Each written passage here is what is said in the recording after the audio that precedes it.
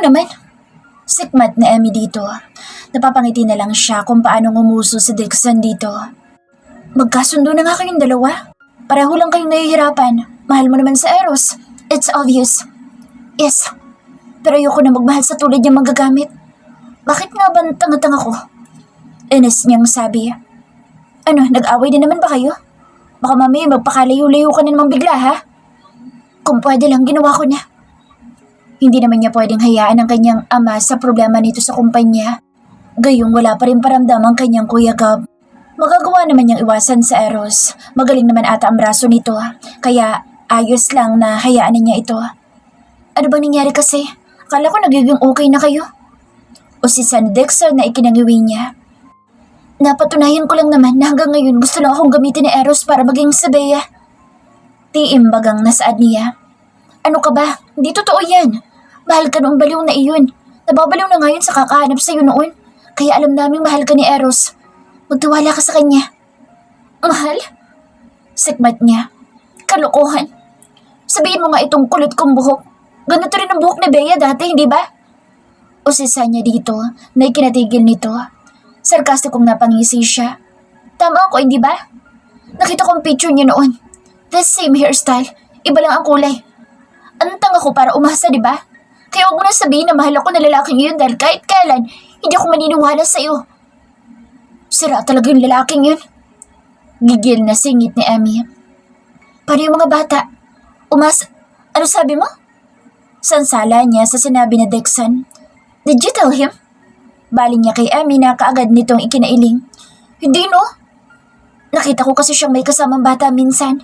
Akala ko anak namin itinatago niya. Pero huwag ka mag-alala. Wala kami sasabihin ni Liam tungkol sa anak mo. Pag-assure nito. Kaso, sa tingin mo ba, may tatago mo pa yun ha?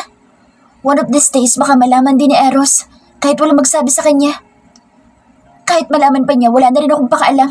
Hiwalay naman na kami. Determinadong saad niya. Kasal pa rin kayo ni Eros. Hindi siya nag-file ng annulment 6 years ago, Antoinette. Saad nitong ikinailing lang niya. Kung ganoon ako mismo magpa-file ng annulment. Determinadong saad niya. Paano mga bata? Kapag nalaman niya ang tungkol sa dalawang bata, sigurado maghahabol siya. Bakit hindi niyo na lang kaya pag-usapang mabuti para sa mga anak niyo? Question pa ni Dixon. Hayaan mo siya. Tara, magpaparlo ulit tayo. Ani Emmy na ikinawit pa ang kamay sa braso niya. Teka, baby naman. Paano? Ay, reklamo ni Dixon pero pinandilatan lang ito ni Emmy ng mata. May utang ka sa akin ha? Nakasimangot na saad dito saka bumalik sa loob ng kwarto ni Emmy. Mukhang busy kayo kanina. Sorry. Ano bang busy? Wala naman yun. Oo na, parang di kita kilala. Sinulyapan niya ang blouse nito kaya namula ang mukha nito. Ayusin ko lang sarili ko, girl ha. Wrong timing ka naman kasi. Tuloy niyo na yan, ako na lang pupunta sa salon. No, antayin mo ako, sasamahan kita. I'll be quick. Nito saka mabilis na nagtungo sa kwartong pinasukan ni Dixon. Nakasamangot si Dixon nang pumasok si Emmy sa kwarto. Taya mo, baby. Mahinang usal nito. Later na lang, Ani Emmy na hinalikan ng labi ni Dixon. Umangat pa ang kamay nito patungo sa hita ni Emmy na kaagad nitong tinabik. Utang na muna. Anya saka mabilis na nagbihis. Okay, bilisan mo lang, babe. Hindi pa tayo tapos. Masaya ka na ba, ha? Inis na asik na Eros na nakasunod pa rin sa kanyang si Jade. Hindi na niya nagawang sundan si Antoinette. Noon din lang niya naalalang dati nga palang lagi maiksi ang buhok ni Bea dahil natural na kulot nga ang buhok nito at gustong-gusto niya iyon noon. Pero na magkita sila pagkagaling niya sa abroad, tuwid na ang buhok nito at mahaba. Maganda pa rin ito kaya wala nang issue sa kanya hanggang sa nasanay na siya na nakikitang straight ang buhok nito. He had forgotten that she had curly hair back then kung hindi pa niya nakita ang larawan nito mula sa phone ni Jade. Bakit ka nagagalit? I'm just helping you realize. Sa kapasalamat pa nga babaeng yun dahil nalaman niyang hindi naman siya ang totoong nakikita mo, di ba? How dare she? Jade, what is wrong with you? Mahal ko si Antoinette. Mahal ko ang asawa ko. Bakit napakahirap para sa iyong intindihin mo yun? You keep insisting what you believe in. Bakit sa Antoinette ba naniniwala na totoo sinasabi mo? Natigilan siya dahil doon. You need to wake up, Eros. She's not Bea. At kahit anong gawin mo, hindi ka makaka-move on sa pagkawala ni Bea dahil sa babaeng yun. Bigyan mo naman ng pagkakataon ng iba na mahalin ka. Mangiyak-iyak na saad nito. So, gusto mong bigyan kita ng pagkakataon? That's why you'll do everything to ruin us? Kaya may pinakita yan? Well, let me tell you, Jade, that's not going to happen. Hindi kita magagawang mahalin tulad ng gusto mo. Siguro, dapat tapusin ko na rin na mabuti pa ikitungo ko sa'yo. Gigil na saad niya sa ito tinalikuran. Eros, please! I'm sorry! Natigil ang paghakbang niya nang biglang yapusin siya ni Jade mula sa kanyang likuran. Mahal kita, Eros. Handa akong maghintay. Please, I'm begging you. Forget about Bea or that Antoinette. Ako naman ang tingnan mo. Nagmamakaawang saad nito na tuluyan ng umiyak. Huwag kang tanga, Jade. Hindi kailanman ipipilit ang pagmamahal sa paraang gusto mo. Huwag mo sayangin ang buhay mo sa taong hindi ka kayang mahalin dahil masasaktan ka lang sa huli. Kung magiging kamukha ko ba sa Bea, magagawa mong tingnan din ako na may pagmamahal, ha? Mainang usal dito na patuloy sa pag-iyak. Tumigil ka na! Pikong saan niya sa kakinalasang pagkakayopos dito sa kanya. At alam mo dapat na noon pa na hindi mangyayari iyon. Huwag mo ipagpilitan ang sarili mo sa taong hindi para sa'yo. Hindi lang kaligayahan ng ibang sinisira mo, maging ang sarili mo rin. Seryosong saad niya dito. Sisiguraduhin kong hindi na siya babalik sa'yo kahit na kailan, Eros. Banda nito na ikinalingon niya dito. Anong sinabi mo? Sa lubong ang kilay na tanong niya dito. Why can't she just let him go and be happy? Hindi ko papahig na mapunta ka sa iba. Kung nagawa ko noon, magagawa ko ulit ngayon. Makahulog ang saad nito sa katuloy-tuloy na lumabas ng pinto. Ilang ulit nang sinubukang tawagan ni Eros ang kanyang asawa pero hindi ito sumagot. Kabababa lang niya ng kanyang phone nang mag-ring iyon. It was Liam at sinabi nitong nasa parlor umano si Antoinette kasama ng kaibigan nito. Salamat pare. Relief ang kanyang naramdaman. Wala yun. Nag-aalala lang ako na baka kung mapano ang asawa mo. Iyak siya ng iyak kanina. Kaya puntahan mo na. May dadalawin lang ako. Libre mo ako ng alak mamaya. Seryosong saad ni Liam na ipinagtaka niya. Para kasing malungkot ang boses nito. Marasta na palunok si Liam bago tuluyan tinapos ang tawag. Nagsimula siya mag-drive patungo sa St. Mary Crematorium Cemetery. Bumili siya ng bulaklak bago tuloy-tuloy na pumasok sa loob. Kung saan nandoon nakalagak ang abo ng babaeng kanyang mahal. Maingat na inilagay ni Liam ang bulaklak sa gilid ng urn. Subukan ko nang kalimutan ka na rin. Mapait ang ngiting sumilay sa labi ni Liam bago nagpa siyang umalis. Paalam, Bea. Magaan ang loob nitong usal. Dinalaw mo na naman ang girlfriend mo? Ani ng malambing na tinig sa kanyang likuran. Napalingon si Liam at isang cute na teenager ang nakita niya. Ang ganda ng mukha nito at kita ang manipis nitong tiyan sa suot nitong crop top. Do I know you? Kunot noong tanong ni Liam sa magandang dalagita. Slim ang katawan nito at napaka-inosente ng mukha. I guess, not personally.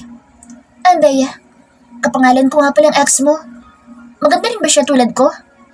Nakita kitang iyak ng iyak dito noon, some years ago. Dito rin kasi inalaga kong urn ng lola ko. Yung aksidente, kasama kami doon. Ha? Sorry, ang daldal ko. Anitong naiiyak pa. Ang tagal na pero nalulungkot pa rin kasi ako. Siya nga pala, sir. Baka pwede makisabay. Ang mahal ko sinunsin nilang taxi kanina, kaya wala na akong pera. Pinakita pa nito ang laman ng pink na wallet at tanging 50 pesos lang ang laman. Nasaan ba magulang mo tiniyaan ka mag-taxi mag-isa? Bakit? Kaya ko naman mag-taxi. Sakay din ako bata. 20 na ako kahapon, no? Sadyang baby face lang ako. Anito sa kamatamis na ngumiti. At 20 years old, yan lang ang pera mo? Anya sabay lunok. Paano'y ang ganda kasi ng ngiti nitong parang bigla siyang naakit sa ngiti nito. Hindi ito tulad ng mga babaeng na ikakamay niya, pero may kakaibang karisma ito at hindi niya magawang alisin ang mata sa mukha nito. At 20 pa lang siya? Hindi na bata kaso mukhang napaka-inosente nito. Okay, saan ka ba nakatira? Nagulat siya na bigla itong tumawa. Tawa na nagpakiliti sa kanyang alagang natutuluro na ata. Ay, hindi mo talaga ako nakikilala. Magkapit-bahay kaya tayo, sir. Madalas nga kitang nakikita sa building. What? Anak ng... Kapit-bahay niya ito? Bakit hindi niya nakita man lang kahit minsan? Okay, sige tara na, pauwi na rin naman ako. Na-excite, naaya niya dito. Kaagad naman itong sumunod. Sa susunod, magdadala ka ng pera kapag lalabas ka. Mahirap yung basta ka nalang makikisakay kung kani-kanino. Paalala niya dito nang nasa kotse na sila. Ayun lang ako nakasakay no. Anito saka tumingin sa labas ng pinto pero kita niya ang pagngiti nito. Umangat ang crop top dito kaya kita niya makinis nitong balat. Parang ang sarap hawakan. Lihim niyang minura ang sarili. Hello sir. Danig ni Antoinette ang pagbati ng baklang manager ng salon. Gusto mo na massage? Malanding tanong nito. I'm waiting for my wife. Napamulot siya ng mata nang marinig ang pamilyar na boses na Eros. Mukhang maging si Emmy ay nagulat din. Nagpapahairs pa din kasi ito. Siya naman ay nagpapacure ng pinakulot niyang buhok. House, ang yummy naman ng husband mo. Ma'am, pwede pa taste? Joke. Malanding saad nito na saka tumawa. Sige Sir Pogi, upo ka dito. Alok ng manager saka tila kinikinig pang umisi. Pinili niyang huwag pansinin nito. An hour later, nagpaalam na si Emmy dahil tapos na ang hair spa nito. Mag-usap muna kayo pero girl, pigilan mo yung puso mo ha? Mahina ang bili nito bago umalis na. Eros patiently waited hanggang sa matapos siya pero hanggang makalabas ng salon ay hindi niya ito kinausap. Hindi rin naman ito nagsalita at mukhang ayaw namang mapahiya sa harap ng iba kapag binaliwala niya ito. Hatid na kita. Nag-aalangang saad nitong nakasunod pa rin sa kanya. Pasimpleng sinulya pa niya ang braso nito. Bakit ba ngayon lang niya napagtanto na nagagawa nitong stretch ang may cast nitong braso? No thanks. At pwede ba? Paalis mo na yung cast mo. Nagpapanggap ka pa rin bali ang braso mo. Anya saka ito inarapan. Nairita siyang parang nauto siya ni Eros at nagpauto naman siya ng bongga. Mag-usap muna tayo please. What for? Sakmat niya dito. Let me explain. Mali ang iniisip mo. I'm serious about you, Antoinette. Totoong lahat ng to. Ano pa bang gusto mong gawin ko? Just tell me. Dahil gagawin ko, please. Samo nitong panay pa rin ang sunod sa kanya. May ilang napapatingin pa sa kanila kaya huminto siya at hinarap ito. Wala akong planong makinig pa sa paliwanag mo, Eros. Tama na yun. Baka pwede ka namang makonsensya sa panggagamit mo sa akin. Wala ko bang awa? Mahina ngunit mariing saad niya. Antoinette. Samo nito, gusot ang muka. Alam ko malaking pagkakamali na nagawa ko noon but please naman. Can't you give me a chance para patunayan kung totoo lahat ng nararamdaman ko para sa'yo? Mahal kita, Antoinette. You're not anyone else to me. You're just Antoinette, my wife. Malamlam ang matang saad nito, trying to persuade her at ang lintik niyang puso parang gusto namang maniwala. Pero marahas siyang napailing. Mahal? Look, Eros. Ayoko na, so please. Naginit ang kanyang mata dala ng muling pagsungaw ng pait sa kanyang dibdib. How could he easily say those words? Nakakairita lang na nasasaktan pa siya dahil nagpaloko na naman siya. I won't believe you. At tigilan mo na ako. Pinal niyang sabi. Sinabi ko na sa'yo, diba? Hindi ka na pwedeng mawala sa buhay ko. Kaya sa ayaw sa gusto mo, ako masusunod dito at hindi kita titigilan hanggang kusa ka sumuko sa akin. Tiimbag ang nasaad dito na kinagulat niya. I still have my last option to make you come running to me. Kaya sumama ka na sa akin ngayon. Please? Ayoko. At anong option ang meron ka? Ang ipakidnap ako? You wish. Buhay ko to at huwag mo kong pilitin, Antoinette. Sumunod ka na lang while I'm asking nicely. Banta pa nitong napahawak pa sa batok at halatang piko na sa katagasan ng ulo niya. So, you think kaya mo kong bantaan ng ganyan, Eros? She hissed, sabay talikod. Okay, if that's what you want. Huwag kang malilit umuwi. Saad nito kaya napahinto siya sa paglalakad. Isang nakakalokong ngiti ang pinakawala nito. You're giving me no chance, huh? Nagtuloy-tuloy lang siyang naglakad. Pumara siya ng taxi para makauwi ng bahay pero pasakay pa lang siya nang makatanggap siya ng tawag ng kanyang ama at pinapauwi siya saglit. May emergency umano sa kumpanya. Kaya kahit mabigat ang loob niya ay nagtungo siya sa bahay nito. Anong problema, Dad? Nag-aalalang tanong niya. But she was surprised to see her Kuya Gob na halos hindi niya makilala dahil sa mahaba nitong balbas at naging tan na ang balat nito. Hey sis, miss me? Nitong tila walang problema sa buhay. Kinuha nito ang remote ng TV at naghanap ng channel na mapapanood. San ka ba galing, kuya? Napaupo siya sa tabi nito. Nag-isip-isip lang si kuya. Thanks for taking over for me. Pero bakit nagkaroon ng malaking utang? Anak, wag na natin pag-usapan yan ngayon. Sansala ng kanyang ama sa kainakbayan ng Kuya Gab niya. Tinapik pa nito ang braso ni Kuya Gab at kinindatan ito. Minsan naiinis siyang out of place talaga siya sa pamilya niya, lalo na kapag nararamdaman niyang may tinatago sa kanyang ama. Dito ka na mag-dinner sa bahay, anak. Uuwi din ang Kuya Ian mo. Ngayon lang ulit tayo magdi-dinner na buong pamilya. Pakiusap ng kanyang ama, tumango na lang siya kahit gusto na sana niyang umuwi at yakapin ng dalawang anak niya. Hindi naman nagtagal ay dumating na ang Kuya Ian niya. Nag-chat na lang siya kay Tita Aurora na malilate siya ng uwi pero nagtaka siyang wala itong reply. Sana naman sa susunod kasama niyo na mga asawa niyo dito. Mas masaya kung may apo na rin ako.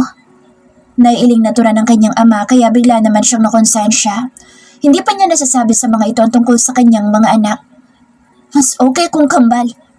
Seryosong saad ang Kuya Ian niya. Oh, bakit kuya? May anak ka na? Excited na tanong ni Kuya Gab dito. Ngumiti lang si Kuya Ian na sinulyapan ito bago itinuloy ang seryosong pagkain. Nagkabalik ka na ba kayo ni Ate Zoe? Tukoy nito sa ex ni Kuya Ian.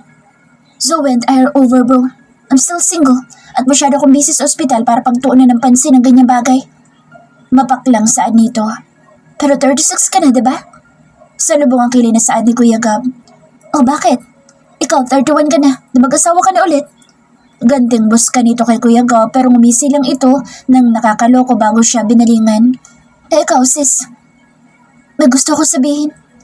Anya sabay hugot ng malalim na paghinga. Naisip niya baka tama lang na ipaalam na sa pamilya niya ang tungkol sa kanyang mga anak. She was about to say something na magring ang kanyang phone. It was her Tita Aurora.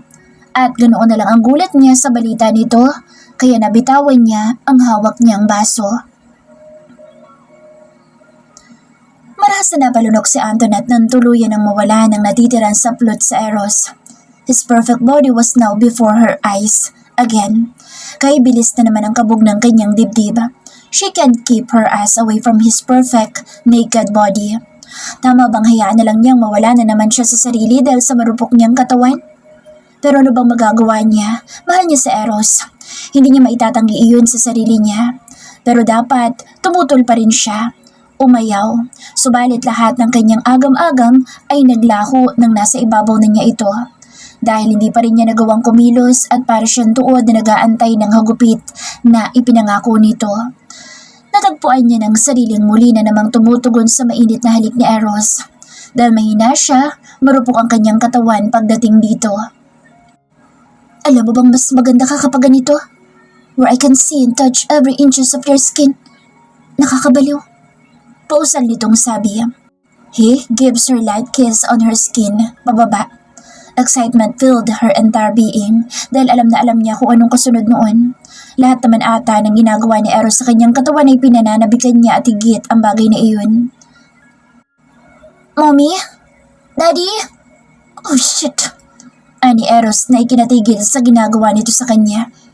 Kala ko'y tulog na sila. Reklamo nito kasunod na muling pagtawag ng dalawang bata. Napaupo siya saka mabilis na bumangon upang magbihis. Nagsisimula pa lang si Daddy, kids. Gusto niyo matawa sa itsura nito? Ako na love. Agaw nito sa panty niya na isusuot sana niya. Dinampot din ito ang cycling niya saka isunuot sabay pisil sa kanya na ikinaungol niya. Tuloy natin later. Nito saka isunuot sa kanya ang dress niya. Yung panty ko. Tatanggalin ko rin naman mamaya, love. Ngingising-ngising sabi pa nito saka nagsimula na rin magbihis. Daddy! Mommy! Muling sigaw ng dalawang bata na papalapit na ang tinig. Nang makapagbihis na sila ay kaagad itong lumabas. Yes kids, Daddy's here. Danig niyang sagot ni Eros. We can't sleep, Dad. Where's Mommy? Tanong ni Naz. Bakit? Sagot niya na lumabas na rin. We want story, Mommy. Ungot ni Jess na naghikab pa. Daddy, what's in that room? Usisa ni Naz sa silid ni Bea. It's locked. It's a secret room, baby. Now, let's go back to bed. Ayon ito sa dalawang bata. Humawak kaagad dito si Joss at si Naz naman ang humila sa kanya. Saka humawak sa kamay ni Joss. They look like a perfect family. Siguro nga dapat niyang isipin ang para sa dalawang bata at hindi na ang kanyang nararamdamang kalungkutan. Dapat makontento na lang siya sa kung anong para sa kanya. Even it's only means sex. As long as Eros won't call her Bea again. Nagsimula siyang basahan ng story ang kambal. Nasa pagitan nila ang dalawang bata. Si Naz ang nakayakap sa kanya. Si Jess naman ang dikit sa ama nito. Tuwan-tuwa ang dalawa sa kwento niya. Nang matapos siya ng magkwento, both kids kissed them. Bakit po kayo hindi nag-good night kiss? We're family. Family kiss each other good night. Nakangusong saad ni Naz. Tumangutango naman si Jess bilang pagsang-ayon. Sorry, hindi alam ni Daddy. Nakangising sagot ni Eros na kaagad na dumukwang at isang mabilis na halik sa labi ang ibinigay nito. Good night, Mommy. Usal nito nang nakangisa at pasimpleng kinagat ang labi niya. Nagpalakpakan naman ang dalawang bata. Maya-maya pa'y naging tahimik na ang dalawa dahil nakatulog na ang mga ito. Inaantok na rin naman na siya kaya napapikit na siya. Subalit naramdaman niya ang paghaplos ng palad ni Eros sa kanyang muka. Thank you, love, for having this too. Tumango lang siya at hindi nag-abalang magmulat. Napagod kasi siya ng husto. Mukhang wala talaga siyang choice kundi ang tanggapin na lang at umayon sa agos. Kailangan lang niya ingatan ang puso niyang wag na ulit masaktan. Akala ko wala kang planong gumimik kasama namin. Sa ni Liam sa kanya, has been spending time with his kids the past few weeks. Sinisikap kasi niyang manligaw na rin araw-araw pero pakaramdam niya parang laging may kulang. Alam mo bang tirador? Nang minor pala itong kaibigan nating to, Eros? Ngingising-gising saad ni Dixon. Kapag nakasuhan ka, wag mo kong kukuning abogado ha? Mukha lang siyang minor pero 20 na siya. Saka wala pa naman akong ginagawa. Kumain lang kami. Pa-thank you niya kasi pinasakay ko siya sa kotse. Depensa nito. Saka hindi naman ganoon yung mga tipo ko. Mas bet ko yung malalakang hinaharap. Para may una na rin ako, di ba? Sira ka talaga. Nailing na saad nito sa kauminom ng alak. Wala siya sa mood para makipagtsusmisan sa mga ito.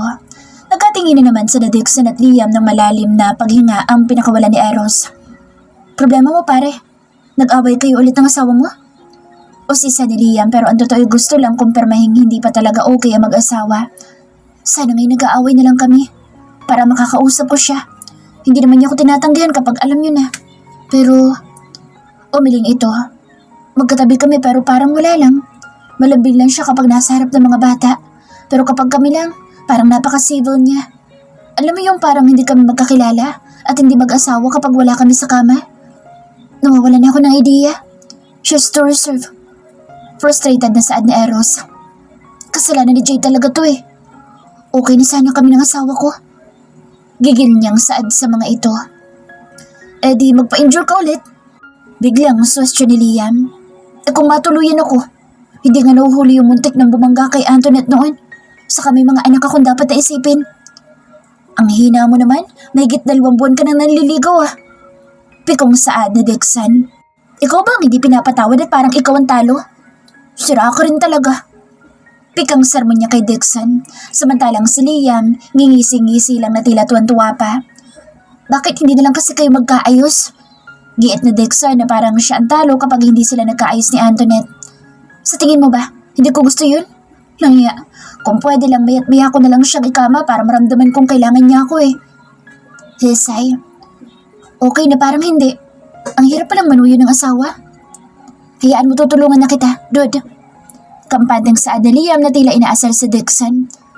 Manligaw ko naman kasi, baka puro buladas ka lang sa kama. Kahit naman siguro sinong nasa sitwasyon ni Antoinette, mahirap makumbinsi. Ang lagi kasi niyang iisipin, ginagamit mo siya. Tumatak na yun sa kanya, kaya isang mali mo lang, mabigat yun para sa kanya. Ang talino ng expert ah. Buksan ni Dixon dito. May suggestion ka ba? Gagawin mo ba? Naninigurong saad ni Liam. Kahit ata tumulay sa alambre gagawin ko. Makumbinsi ko lang ang asawa ko. Kaya sabihin mo na kung may idea ka bago pa ako mainis. Sweet punishment.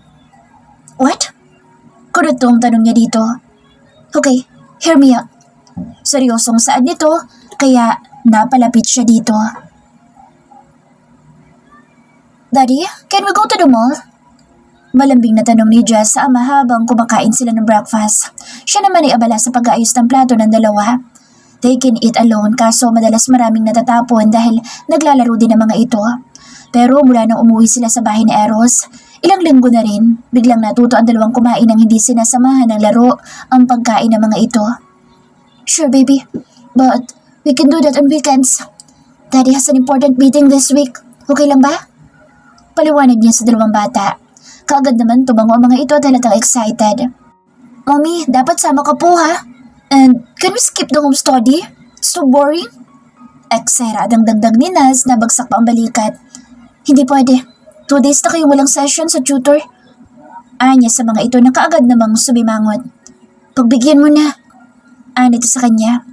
Basta, promise nyo wala nang excuse next week. Para ready na rin kayo sa susunod na pasukan. Hindi na kayo maboboard kasi may mga playmates na kayo doon. Baling ni Eros sa dalawang bata na excited naman tumango. Gusto niyo maasar sa pangungontra na naman ni Eros sa desisyon niya. He's been doing that on purpose. Ramdam niya. Since last week, madalas niyang napapansin ang pagkontra ni Eros.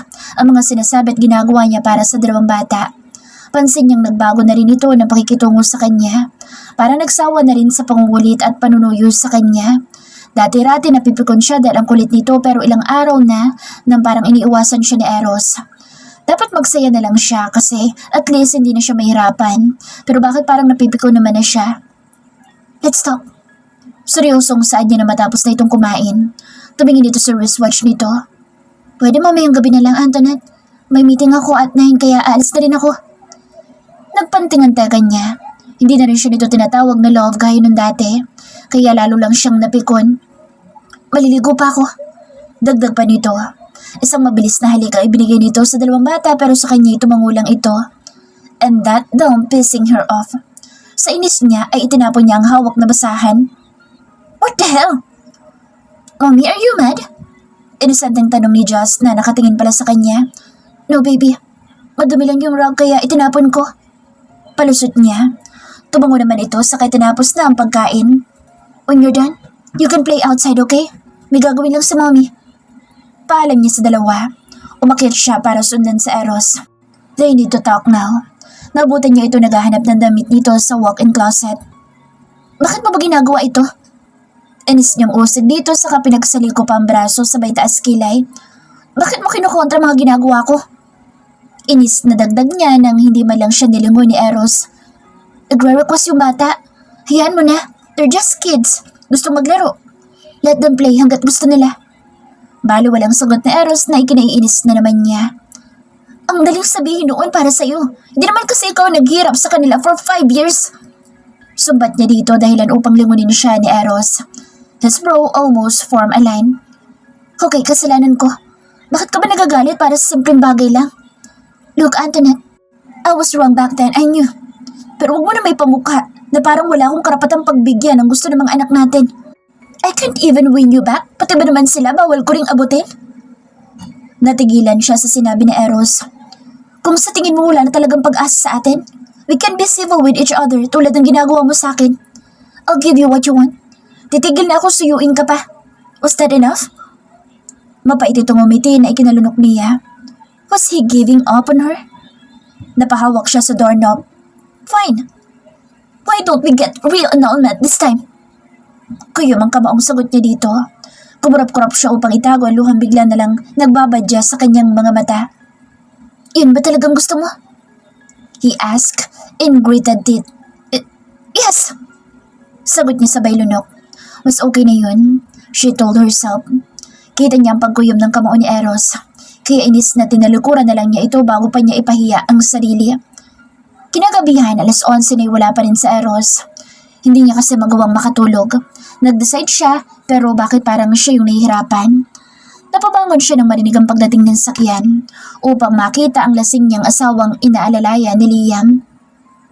Unlimited bang alak sa bar? Pikong baling niya kay Liam. Nagulat naman ito nang umisilang sabay kamot ng ulo. Hindi ko nga rin alam eh. Sabi niya napapagod na daw siya. Ang drama nga kanina. Nag-away na naman kayo? Kaya ayoko mag-asawa eh. Pumalatak pa ito bago nagpaalam. Nagsa-celebrate ka na talaga. Singhal niya sa nakadapang sa Eros sa kama. Saka nagmarchong palabas ng kwarto. Nagpasya siyang matulog na lang sa kwarto ng dalawang bata. Naipaayos na kasi ang isa sa mga kwarto katabi ng study room. Ito naman ang gusto mo, di ba? Kausap niya sa sarili habang nakatitig sa kisame. Ngunit bigla na lang siyang naiyak. Kaya napabangon siya sa pagkakahiga. Sa kabarahas na pinahidaluang hindi niya alam kung bakit lumalabas sa kanyang mata. Nainis lang siya kaya ganoon. Naninibago lang siyang wala ng pangungulit ni Eros sa kanya. Kahit ang mga nakaw nitong yakap at halik sa gabi, that lead them both having sex. Baka naman natauhan na si Eros that she's not his Bea. Naroon na naman ang pamilyar na pait sa kanyang lalamunan. Dahilan na lang siguro nito iyon. He had changed. Tulad ng dati, nagbago ito ng walang dahilan. Pero ngayon, sumuko na ito kasi napagod na sa kanya.